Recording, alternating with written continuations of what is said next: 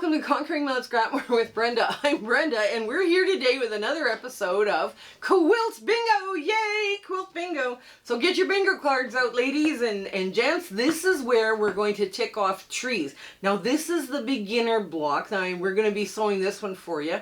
And we had a lot of fun putting this one together. The one for intermediate and hard is also in our show notes, those PDFs. And yeah, they're a little harder. They're, you know, the tree, neither one of these were really difficult. If you want to go and try, you know, a confident beginner and try the intermediate, go for it. Or if you're an intermediate and you want to try the hard, go for it. You know, you might, this is all about building skills and giving you some variety on what you want to do, right? So this is all about what Quilt Bingo is about. But first, before we get into the tree pattern today, let's do our shout out. The Little Green Bean, and for the life of me I couldn't find a name anywhere, so you guys, that shown, her YouTube channel is going to be in our show notes below, so you guys get into that description box and there's a whole bunch of things in there that you can look at and all the rest of the stuff, right? Now, Mini Monday is coming back. We're going to do some changes, so it's going to be any block that is less than 12.5 inches unfinished, right? So we could be doing, you know, like the 3.5 inch blocks, or, you know, 10.5 inch blocks. You know, it's all over the place. And we're going to be doing some small piecing, and we're going to also be doing some foundation paper piecing and English paper piecing. I might do some hand piecing. I haven't quite decided yet, but we have all sorts of fun little things to be throwing into Mini Monday. But you guys have requested it, so we're going to be doing some more Mini Monday blocks. Also, the Zoom sew dates are from now until the end of December, listed in our channel. It starts from 9 a.m. to 5 p.m. Mountain Standard Time. I'm in Alberta, Canada, and we just have so much fun at those Zoom sew dates. I try and bring easy stuff to sew so I can sit and chat with everybody. And sometimes I don't get a word in, but that's okay. You know, it's all fun. It's all in great fun. Also, making comments, share, like, subscribe, hitting that bell, you know, thumbs up, all of that helps our analytics. And, you know, making comments, we would love to hear from you. Yes, we know it's busy, but if all you have time to do is send us a heart, that helps us out so much in our analytics and helps move our video forward so we can give more people fun free patterns 3 times a week. Also, we have a Facebook group with a virtual sewing room under Discord, several community chats. We also, any kind of like sew along, like this New York Beauty sew along, they open up a community chat just for this, to give hints and help and all the rest of this stuff for, you know, people that are trying to work on this block. They open up a community chat and answer all sorts of questions for you. The admins have been just amazing in those community chats that they're setting up. We also do fabric exchanges by country to help reduce the cost of postage. I can't talk anymore today. Also, I speak for free to quilting guilds and quilting groups, and you can get a hold of me on my email address is in the About tab or through the Facebook group. Now, I'm a lot faster Facebook than I am at email, so you know, you have to give me that grace because I only have time to get into my email like once a week now. Shout outs, same thing, email or Facebook. Any quilting channel where they're doing nothing but quilting, I will be happy to give them a shout out. Just don't tell them that you're getting me to give them a shout out, because we're trying to do a surprise thing here. It's fun sneaking around and doing something nice for somebody else. Also, our next sew along after Quilt Bingo, there'll be like 3 or 4 videos maybe that drop, and then we're going to start on our next sew along. Is called Twinkle Twinkle, and the only clue that you are getting is you need to save your strings. Now, if you don't like strings, you don't have strings, or you're anti-string, I mean, you know, some people just don't like string blocks, you can cut the pieces out of full fabric and yardage. It's allowed. It is allowed. It's going to be fun, but it's going to be kind of busy.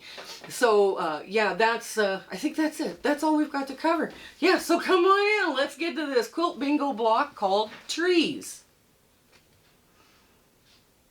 Okay, so here we are with our trees. Now this is the beginner block, and I'm trying to go for a more fall look because I'm using like reds, yellows, blues, greens, right?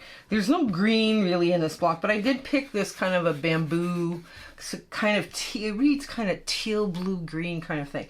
So let's do, like we always do, the hardest part first. Let's get the tree done. Now, you could have easily made this from flying geese. I mean, flying geese would have worked as well. You know, do your 4 at a time flying geese.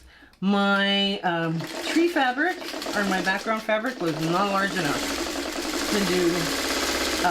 So I cut out of the tiniest little bits and bobs, and because it was a stripe, I was hoping all the stripes would end up the right way, and yes they did. Look at this, see, I've even got a little bit of salvage in here, so let's hope that one works too. Okay, there we go. Yeah, this, if you wanted to, you could do the 4.5, the 4 at a time flying goose method if your scraps are big enough, right? I always feel that it's important to give people the traditional and then let them decide whether they're going to do the more modern version or not. Because, yeah, you don't know what, I don't know what size of scraps you've got, right? So, yeah, now, there we go. So you just line up, and I give you the traditional method. You just, when you're cutting them apart, right? When you're cutting them apart, you just line up the bottom point. That's kind of important. It's the bottom point, and then you trim that point, right? And press open. Oops, press open. Just like that. Boy, this stuff is nice. This oriental fabric is so pretty. Okay, so now we get the other side on. And again, you're lining up the bottom point, right, of the triangle. There we go.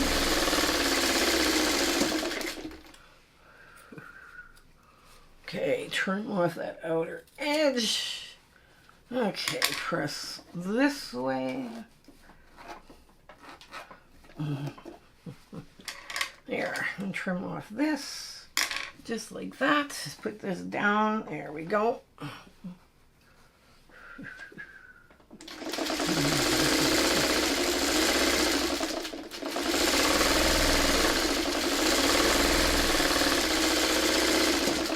Okay, next one. Yeah, I don't know. I think sometimes people forget, you can do, there's more than one way of making stuff. And there's been a lot of improvements since my mom's day and my grandmother's day in quilting and how to do things, how to make them faster or whatever. But, when you're using little scraps, some of those new methods you can't use. You simply cannot use them because they're not big, they're too big, or you would need much bigger pieces. And part of the charm, I think, with scrappy quilts is that you're always going to have these little itty bitty pieces that you're going to be putting in. There, now, there we go. I was thinking about putting string blocks together for the orange, where the yellow is, I mean. And I thought, no, that probably, I don't know. Some people might not like that, because they might not have enough little bits yet in their quilt stash. Okay, so again, trim off that edge. Tip over this. Yes, okay. And get rid of that top bit. There we go. The hardest part now is officially done. We just have to trim it and give it a little assistance in going the right direction. Basically what you're doing is you're making a 3.5 by 6.5 inch flying geese. So if you were doing the 4 at a time method because you were blessed with a plethitude of scraps, larger scraps, you could use that as, you could use that method instead of the traditional method for the flying geese that I have given you in the pattern. So, there. And last one. Okay, so And we have all these little bits that go in the pet bed. There, that's fine. Here we go. Up, just like so. And across. Cut that little dog ear off the top. We don't need that bulk. Okay. Well, now you just push that off to the side. The next hardest piece is your trunk. And it's not hard. But, you know, if you're a beginner, it could be intimidating, right? If you're not sure how to put all this stuff together, right? And this is just little patchwork pieces that you're going to sew together. I'm going to say none of these blocks are really hard. You know, hard comes with where you have to know a variety of skills, or more than one skill, or you're handling numerous pieces, numerous tiny pieces. Also, I would consider hard. I'm not really sure if there's rules for intermediate, beginner, you know, that kind of thing. But there, you know, let's get these off. Now so the red is darkest, so I'm going to press to the dark. And just grab another one.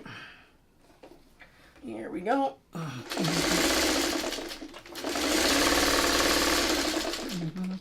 There. Just quickly finger press. There. I like in Canada, here in Alberta, we don't have a lot of the reds, like the maples that we see, like in, oh, what did I do? I did it the wrong way. Well, that's not good. Okay, do it this way. Finger pressed it the wrong way. In Ottawa, and like down in Ontario, you see more red maples and stuff like that. Here in Alberta, we see a lot of gold. Oh my goodness, we see gold. Beautiful, beautiful foliage. You know, everything is like I'm in the prairie, for some of the area that I'm in the prairie, so we see a lot of like golden fields and, you know, golden trees and, yeah, that kind of thing. And of course, then we've got the evergreens, because we've got lots of spruce trees. So those are always beautiful to see. Okay, let me just put those down like so. Here we go. Now, the next hardest bit. And you guys are going, wait a minute, we've done all the hard bits. Yes, we have, kind of, but not really. The next hardest bit is matching this point. Now this point, okay, if you take your block and you sew it like that, you can't see anything. You have no idea where your point is, where your flying goose is. If you sew it like this, let me see if I can't. Is there a pencil in here anywhere? No, there is not. What did I do with my pencil? It's probably on the other side of the room. Okay, we'll use a pen. Right here is your intersection for your flying goose, right? X marks the spot, I guess, is the best way of explaining it. And I'm just going to wait for that to get into focus right there. X marks the spot. You want to be on this side of that X. You don't want to be on this side. If you're on this side, you've cut your tip of your goose off. So this is why it becomes very important to take your time, line this up, and then sew this with the goose on top. Now, just gonna line this up just a bit better. There we go. Now, as I'm coming closer, I can steer if I'm a little short of that 1/4 inch. Now, you see what I just did here. Okay, just now I've got another one done. Here, hang on. And then I can just take it off. So, here.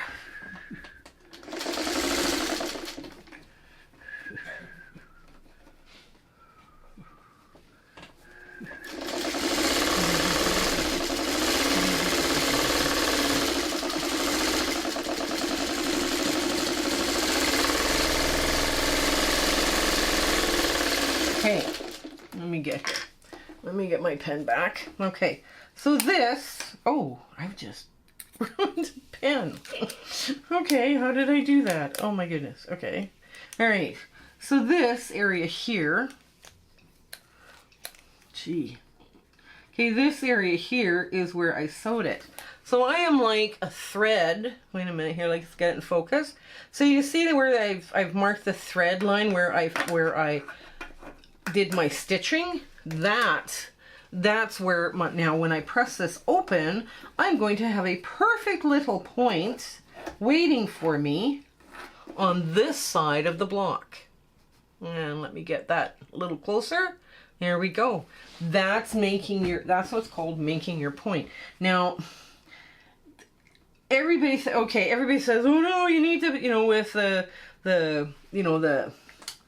thing, the bigger piece on the bottom. And yes, the Flying Goose unit is the bigger piece, but you don't need to be missing your point, right? It's a very simple thing to steer around. There we go. And as long as you're sewing, because if you sewed it the other way, you're cutting off your point every time. Every time. Because there's just no way you're going to be able to do that. So let me get these other ones done. That's the important part. And you get a nice sharp peak, and you know exactly where that point is when you can see it. If you can see where you need to make your point, you can make your point. That's what I'm trying to say here.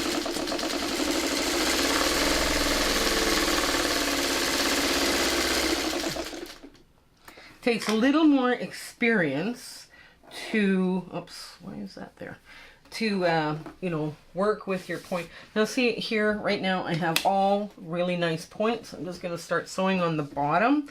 Now the bigger piece at this point can be on the bottom because bigger on the bottom or bias on the bottom. None of this isn't bias, by the way. The bigger piece can be on the bottom, and I want my dark red to stay in. And that's one way of me making sure I don't flip that red seam. Right, there we go. And pop that open just like so. There we go. There. Just very quick.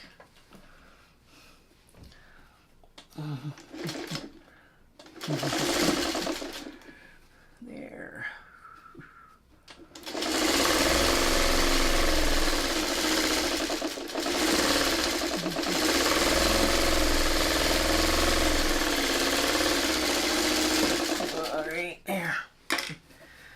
And now I'm just going to push it down like so. Here we go. Another one. Oh, you can't see what's going on there, right? Okay.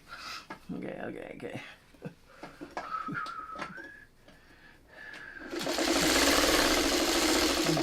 Come on. Go a little bit. You can go. There.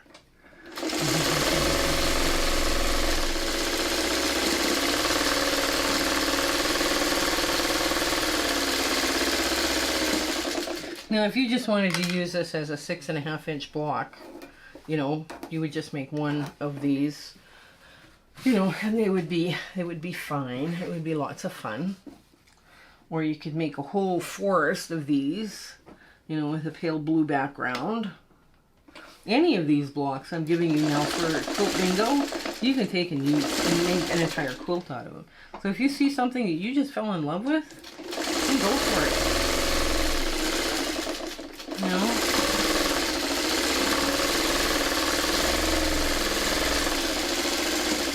Someone asked, quite a while ago now, if Octagon Shuffle, that was a Free Pine Friday, which is a partial seam assembly, if that was part of Quilt Bingo. If you want it to be, it can. There's no reason saying that we can't do these things, right? So, yeah. All right. So now, it's putting these guys together. So now we're going to sit there and take our time, line them up. Just line them up nice and neat. Okay, and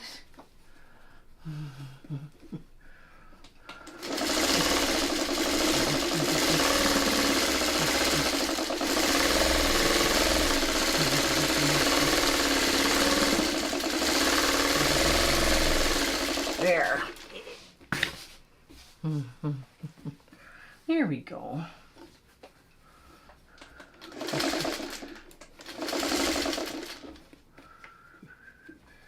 And okay. There we go.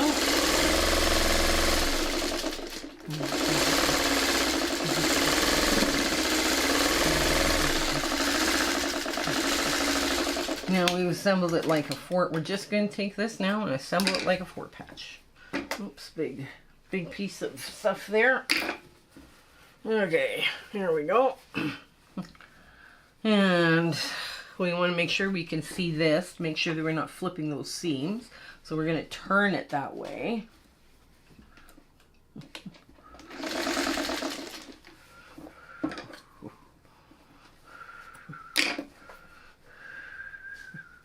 There we go. I'm just going to match them like that.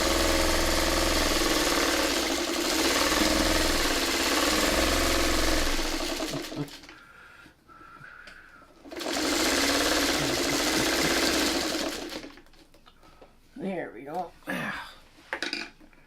And find the end of this. There we go.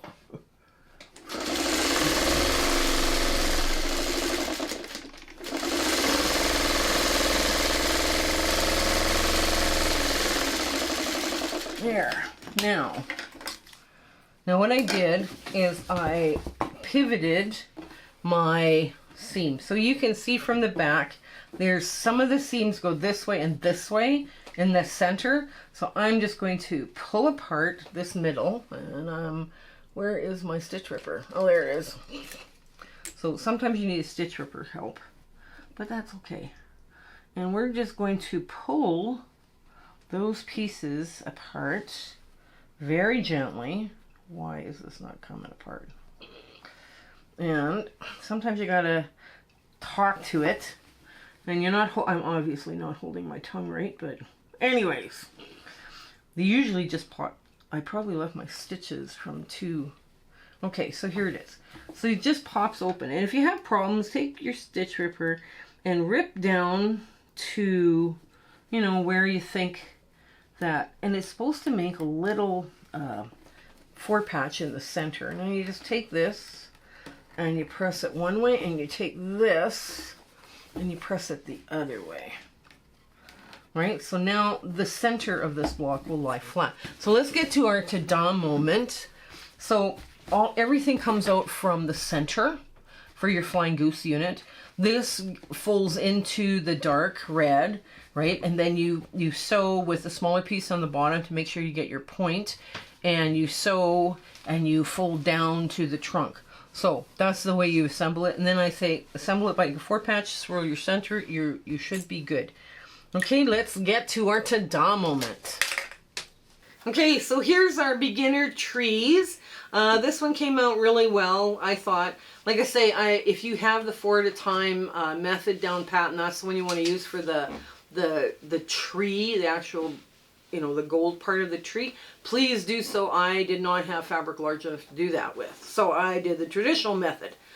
Make sure that your Flying Geese measure 3.5 by 6.5 unfinished, so that works as well. Make sure that happens as well. So this one was a beginner. It was a lot of fun to do.